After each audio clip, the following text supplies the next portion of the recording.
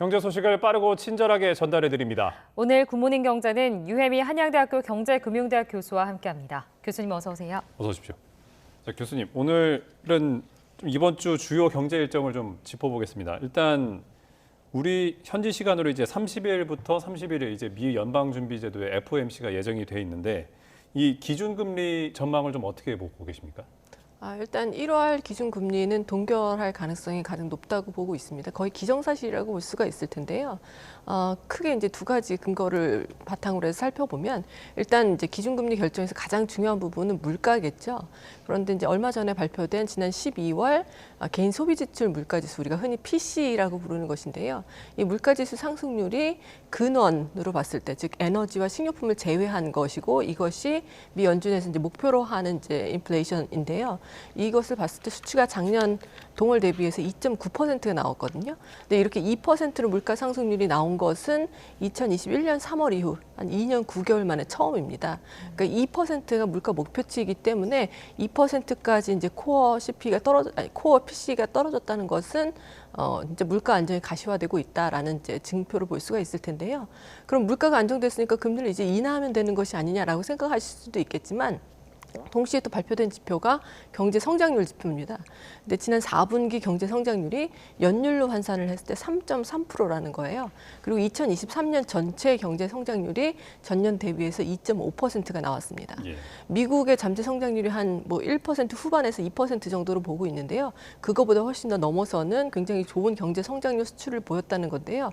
즉 다시 말해서 물가를 잡기 위해서 금리를 올리면 사실은 경기가 둔화되고 좀 침체가 되는 것이 자연스러운 일일 텐데, 경기가 계속 좋은 거죠. 그러니까 경기가 계속 좋으니까 경기가 침체되는 것을 우려해서 금리를 인하할 필요는 없는 것이고요. 네. 경기가 계속 좋다 보니까 오히려 물가가 계속 둔화되는 흐름이 오히려 좀 반등될 수도 있다라는 우려가 있기 때문에 일단 1월은 금리를 동결할 것으로 전망하고 있습니다. 자, 기준금리는 일단 그렇지만 또 발표문에 어떤 내용이 담길까 이 부분도 좀 관심이거든요. 그러니까 결국에는 이 파월의 입에 좀 관심이 쏠리는 상황인데 어떤 게 좀 예고가 될 거라고 보십니까? 일단은 가장 시장에서 관심을 가지는 건 금리 인하 시점일 것입니다. 예. 그래서 금리 인하 시점이 도대체 언제가 될 것이냐에 대해서 그동안 파월 의장도 그렇고 미 연준의 고위 인사들도 여러 가지 이제 발언을 한 바가 있는데요. 대체로 시장에서 너무 빠른 금리 인하를 기대하고 있다라는 식으로 좀 기대를 수정하려고 하고 좀 하반기 금리 인상 가능성을 좀 내놓고 있는 상황인데요.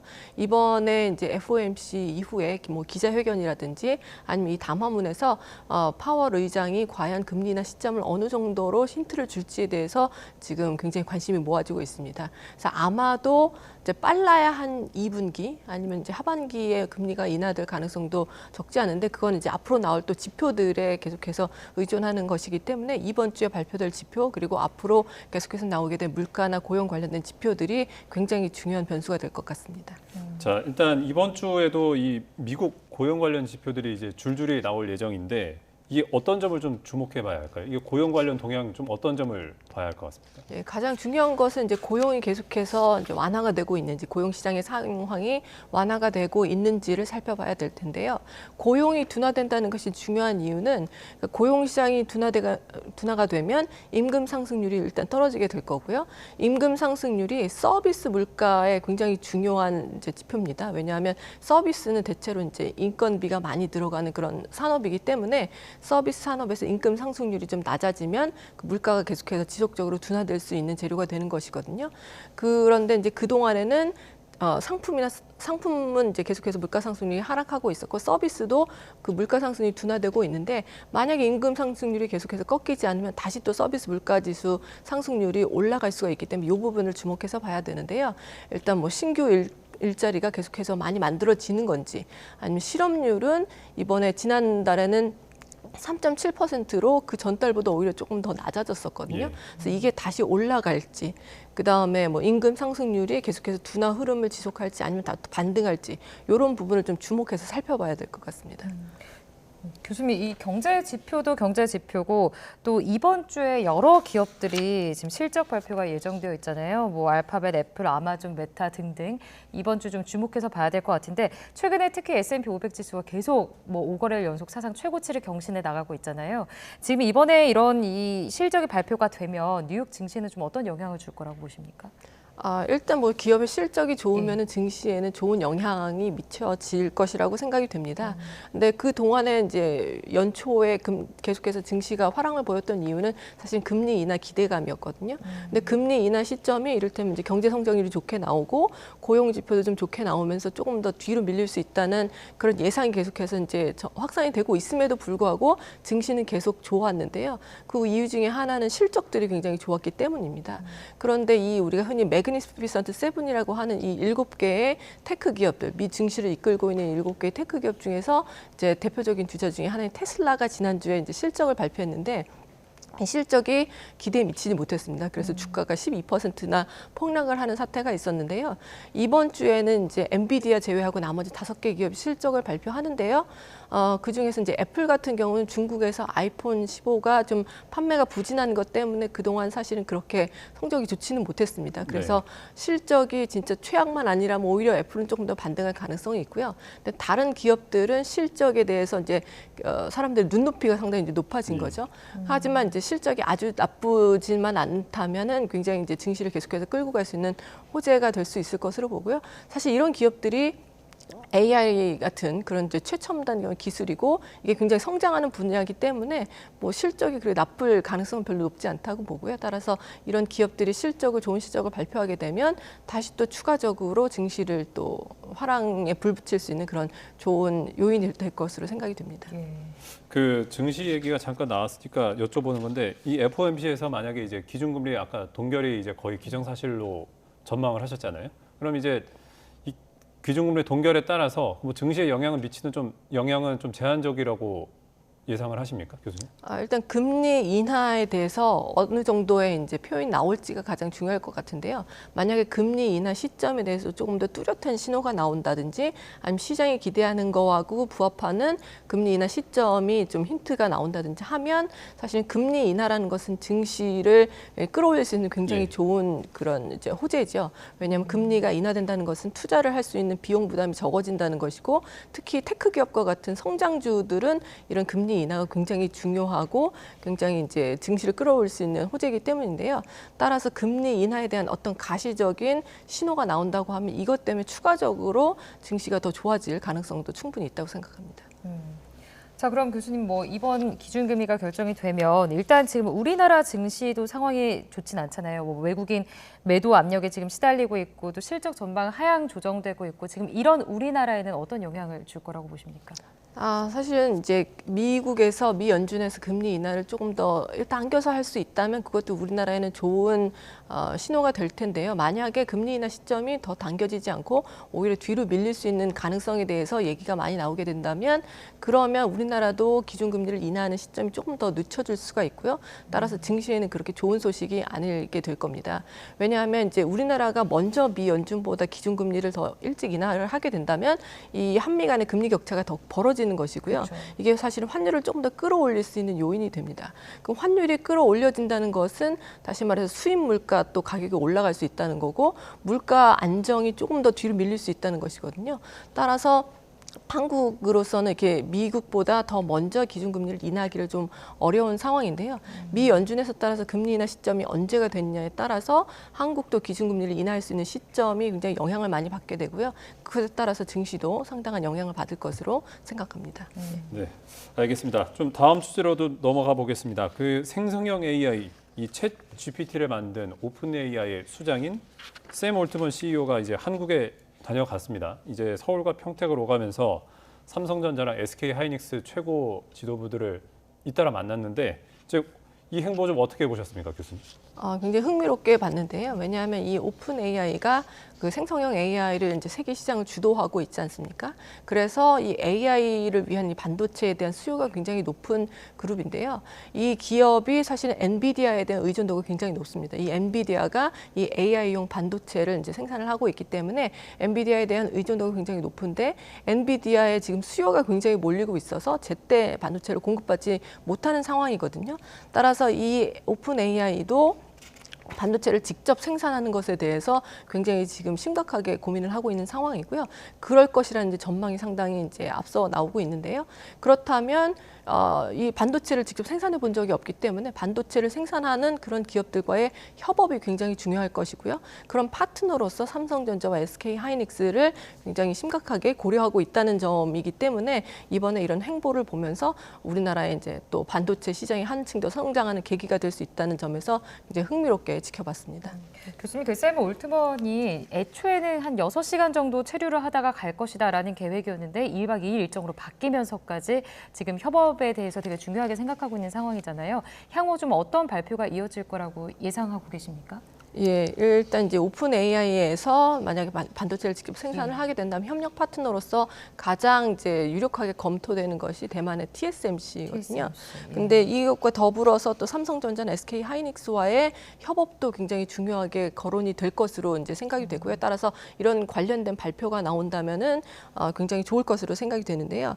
일단 이제 삼성전자 같은 경우는 5세대 고대역폭 메모리라고 하는 HBM3E를 이제 상반기 중에 양산을 할 계획이 있습니다. 그다음에 SK 하이닉스는 엔비디아에 이미 이제 고대역폭 메모리를 독점적으로 납품을 하고 있는데요. 여기에서도 이 HBM3E라는 5세대 고대역폭 메모리를 이제 조만간 이제 생산을 해서 상반기 중에 고객사에 납품을 할 계획이거든요.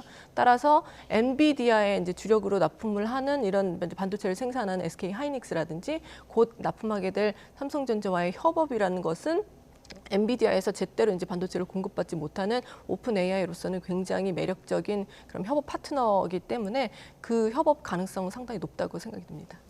자, 교수님, 그러면 일단 그 앞서 샘 올트먼이 이제 대만의 그 TSMC도 방문을 해서 논의를 했는데 사실 TSMC는 반도체 위탁 생산을 하는 파운드리 업체고 이제 삼성전자나 SK 하이닉스 같은 경우는 이제 뭐 고성능 D램이라든지 HBM을 생산하는 메모리 반도체 업체로서도 강점이 있잖아요. 좀 얼핏 보면 경쟁 분야가 중첩되지는 않을 것 같은데 향후 좀 어떤 방식으로 좀 경쟁이 진행될 거로 보십니까? 예, TSMC는 이제 파운드리 업체인데 삼성전자도 사실 파운드리 사업을 하고 있습니다. 그리고 파운드리에 이제 덧붙여서 이렇게 고대역폭 메모리라든지 일반 이제 DDR 같은 그런 DDR5 같은 반도체를 메모리 칩을 생산을 하고 있는데요. 그런 면에서 이제 삼성전자가 TSMC보다는 조금 더 이제 넓은 시장을 갖고 있다고 볼 수가 있긴 하겠지만 아무래도 이제 팹리스 업체가 아닌 이제 파운드리 업체로서는 이제 TSMC가 조금 더 이제 더 선두에 있다 보니까 그런 면에서는 약간 이제 좀 뭐 비교 우위가 떨어질 수도 있겠지만요. 아무래도 삼성전자가 이 반도체 전체 생산 설비에 관해서는 굉장한 강점을 갖고 있다 보니까 TSMC와 비교해서도 또 다른 면에서는 상대적인 우위를 점할 수 있는 가능성도 있다고 생각합니다. 예. 알겠습니다. 교수님, 이제 마지막 주제도 좀 짚어보도록 하겠습니다. 빚을 갚지 못해서의 경매로 넘어간 부동산들이 작년에만 10만 건이 넘어섰다, 이런 소식이 지금 전해졌는데 글쎄요, 왜 이런 상황이 지금 나타나고 있는 거예요? 일단은 이제 고금리가 지속이 되고 있고요. 예. 따라서 원리금을 상환하는 부담이 점점 커지고 있는 상황에다가 부동산 시장이 이제 다시 좀 좋지 않은 상황이 계속되고 있습니다. 따라서 부동산 이제 시장의 침체, 여기에 고금리가 겹쳐지면서 원리금을 제대로 이제 상환하지 못하게 되다 보니까 이게 경매로 넘어가는 물건이 많아지고 있는 것인데요. 이 임의 경매라고 하는 것은 이제 금융기관이 대출을 해줄 때 이제 부동산을 이제 담보로 잡고 있는데 만약에 이제 채무자가 한 3개월 정도 이상 계속해서 이제 이자를 연체를 하는 경우에 이제 개시가 될 수가 있는데요. 임의 경매를 하게 되면 법원에서 뭐 판단을 받거나 할 필요는 없고 바로 이제 경매에 붙일 수가 있습니다. 따라서 이 금융기관으로서도 그동안 이제 많이 부동산 관련된 대출을 했는데 이것을 좀 구조조정을 하는 그런 이제 금융당국의 질서 있는 정리와 같은 그런 이제 가이드라인도 있고요. 그 다음에 이 금융기관 입장에서도 이렇게 부실한 것은 빨리 털고 가자는 그런 이제 입장이기 때문에 이렇게 임의 경매의 물건이 지난해 대비해서 한 60% 이상 이제 상승을 했고요. 이 대부분 아무래도 저금리 그런 이제 기조가 계속되면서 영끌족이라고 우리가 하죠. 그쵸. 굉장히 이제 영혼을 끌어모아가지고 진짜 대출을 예. 많이 받아서 이제 부동산, 특히 이제 아파트 같은 경우를 이제 산 경우에 금리가 올라가니까 이것을 감당하지 못하게 되면 결국엔 이렇게 임의 경매 처분이 되는 경우가 많이 생기게 되거든요. 그래서 상당 부분은 이제 영끌족들이 이자 부담을 감당하지 못하고 이제 빚을 제대로 갚지 못해서 경매에 넘어간 것이 아닌가 추정을 하고 있고요.